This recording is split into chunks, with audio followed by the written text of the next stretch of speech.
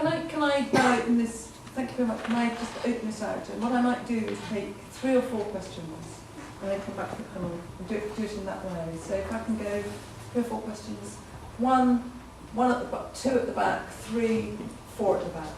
Oh, 5. Were you 5? Okay. Yeah. In that order.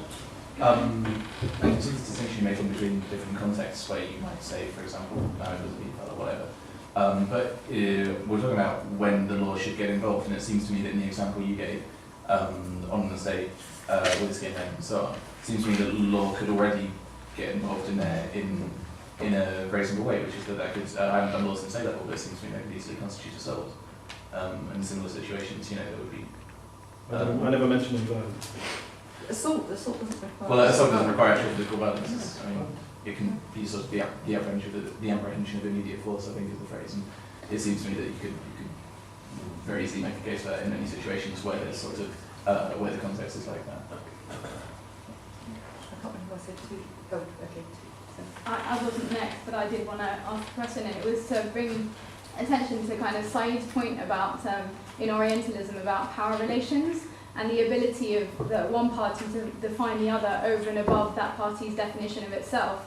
And I feel like on the discussion about Islam, this is part of the issue. I mean, we're almost talking about like an idealized public space in which everybody has equal access to participate in this discussion, and that just isn't the case. And so the ability of one party to define an other over and above itself is the issue here. It's not, in fact, about free speech. It's specifically about that point there, I think. So then you should change the power. I mean, so that, for example, on comment is free, you have the whole gamut of British Muslim advisors. All the different positions of British Muslim advisors. And they've made a lot of effort to do that. They're pretty much the only ones, but yeah. Well, there's email and there's, you know, a few other names, right? Email, not email. Oh, ML, yes, yeah. Which I used to work for, and they have an incredibly small readership and virtually no non-Muslim readership, and that's the point, really. How many people here have read ML magazine? How many people go out of their way to kind of make sure they hear? Can I just can I just take the questions, because I said I would, and I can't remember what was number 3. Okay, 3. I was wondering if you thought that commerce and the increasing institutionality in nations of multinational corporations has a restrictive influence on free speech.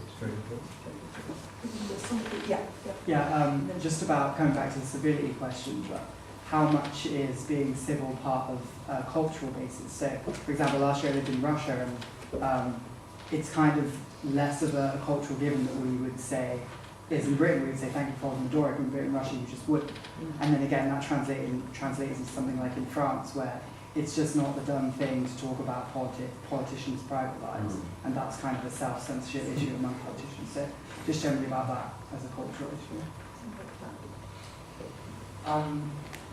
I accept that there can be problems with involving legislation with free speech. The thing about legislation is that it undergoes public debate, and you can write to your MP about it or the courts and clarify it. If we did as you suggested and left the onus on institutions to regulate themselves, what kind of public oversight can there be, to stop corporations and so forth from abusing this kind of power on the employees and so forth?